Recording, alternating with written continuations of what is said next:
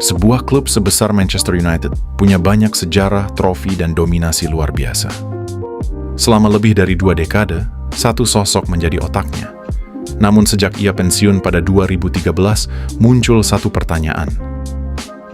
Apakah Sir Alex Ferguson tidak meninggalkan filosofi untuk Manchester United? Mari kita bahas.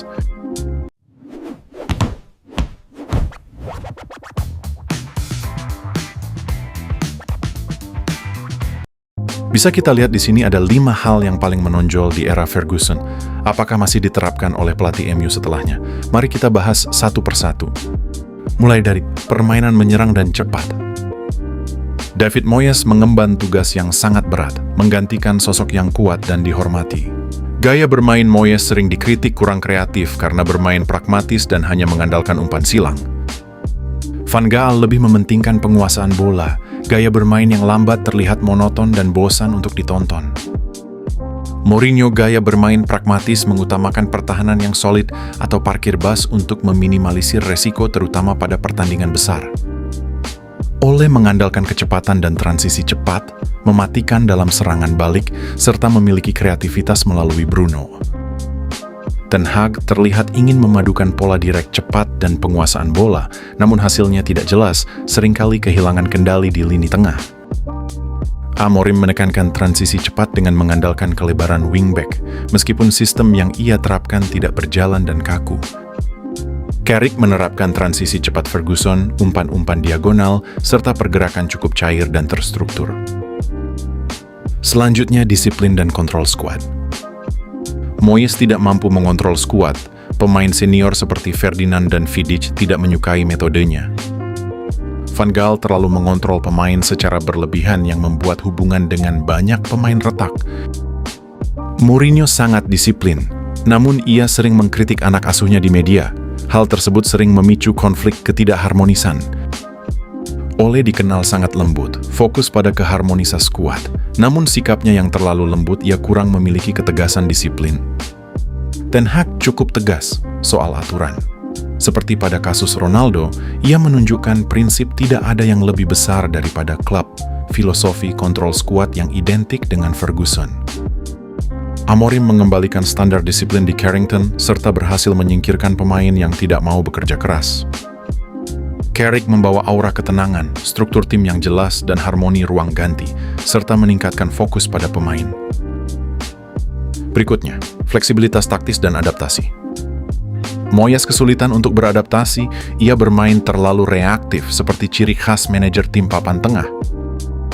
Van Gaal sangat kaku, pemain harus menjalankan sistemnya 100%. Meskipun keluar sistemnya menghasilkan gol, Van Gaal tetap tidak senang. Mourinho sangat bisa menganalisa lawan. Ia tahu taktik mana yang tepat untuk setiap lawan yang ia hadapi, terutama pada pertandingan besar atau penting. Ole cukup dinamis dan cair, namun ia tidak memiliki plan B atau perubahan taktik ketika buntu, dan kurang inovatif dalam membongkar pertahanan yang rapat. Ten Hag mencoba memaksakan identitas tim, tetap teguh pada sistem meskipun tidak berjalan atau buntu. Amorim terlalu kaku terhadap sistem, selalu menggunakan formasi 3 back meskipun pemain tidak cocok. Carrick cukup dinamis dalam hal taktik, tidak terpaku pada satu taktik namun masih terstruktur. Berikutnya, mentalitas pemenang dan pantang menyerah. Di bawah Moyes, mentalitas pantang menyerah hal ini seolah menghilang. Old Trafford tidak lagi angker, mereka sering kalah di kandang.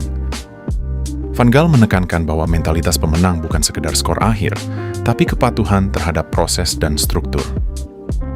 Mourinho memiliki mentalitas pemenang kuat, menang dengan cara apapun, dan memiliki daya juang saat sedang tertinggal. Ole menghidupkan kembali semangat Fergie Time di bawah oleh Man United, seringkali membalikan keadaan di menit-menit akhir. Ten Hag tidak menunjukkan mentalitas pemenang, terlihat ketika mereka dikalahkan oleh rival abadi mereka dengan skor memalukan 7-0, dan seringkali kebobolan di menit akhir, kebalikan Fergie Time. Di era Amorim hal ini seolah musnah dan tidak tersisa, tidak ada mentalitas pemenang, tidak ada pantang menyerah. Performa buruk menurunkan kepercayaan diri pemain. Di era Carrick, mentalitas pemenang dan pantang menyerah justru ia tunjukkan pada saat melawan tim-tim besar. Terakhir, kepercayaan pada pemain muda. Moyes memberikan kesempatan debut dan kepercayaan besar ke Adnan Januzaj. Ia sempat menjadi bintang muda paling bersinar saat itu. Van Gaal memberikan debut kepada pemain seperti Rashford, Lingard, dan Andreas Pereira. Ia menaruh kepercayaan terhadap pemain muda. Mourinho lebih suka membeli pemain yang sudah jadi, meskipun ia memberikan kesempatan pada McTominay, Angel Gomez, dan Tuanzebe. Ole menjalankan DNA United, memberikan cukup banyak kesempatan untuk pemain akademi seperti Greenwood, Elanga, Brandon Williams, dan masih banyak yang lainnya. Ten Hag memberikan kesempatan dan tempat kepada pemain akademi untuk mengisi skuad seperti Mainu, Garnacho, dan Collier.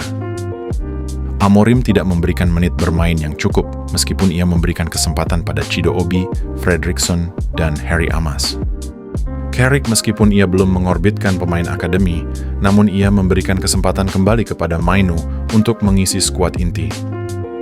Bisa kita lihat di sini, persentase kemenangan pelatih MU setelah Sir Alex.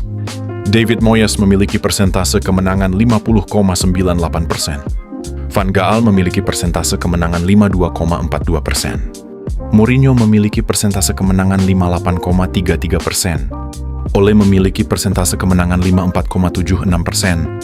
Ten Hag memiliki persentase kemenangan 56,25%. Amorim memiliki persentase kemenangan 39,68%. Carrick memiliki persentase kemenangan 70%. Dari semua pelatih Manchester United setelah Sir Alex Ferguson, tidak ada pelatih setelahnya yang meneruskan DNA United era Sir Alex. Menurut kami, hanya ada dua pelatih yang memiliki keinginan atau ambisi untuk meneruskan DNA United, yaitu Ole dan Carrick saat ini. Meskipun durasi Carrick sebagai pelatih MU masih tergolong singkat. Apakah Sir Alex Ferguson bukan pelatih terbaik karena tidak meninggalkan filosofi? Menurut kami, seorang pelatih tidak mempunyai kewajiban untuk meninggalkan filosofi terhadap klub. Kalaupun ternyata ia meninggalkan filosofi, itu hanya bonus. Fokus pelatih adalah memberikan yang terbaik, konsisten setiap musimnya, dan memberikan gelar. Karena kembali kepada siapa pelatih selanjutnya yang akan meneruskan, apa yang diharapkan dari seorang David Moyes?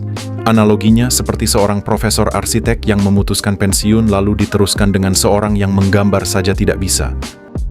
Atau ada kemungkinan pelatih selanjutnya tidak mau meneruskan filosofi Sir Alex, bisa jadi. Karena pelatih punya ambisi dan egonya sendiri, apalagi melatih klub sebesar MU. Yang pasti mereka mau mengukir namanya sendiri dengan mandiri tanpa ada bayang-bayang pelatih sebelumnya. Di mata kami, Sir Alex Ferguson adalah pelatih terbaik sepanjang masa.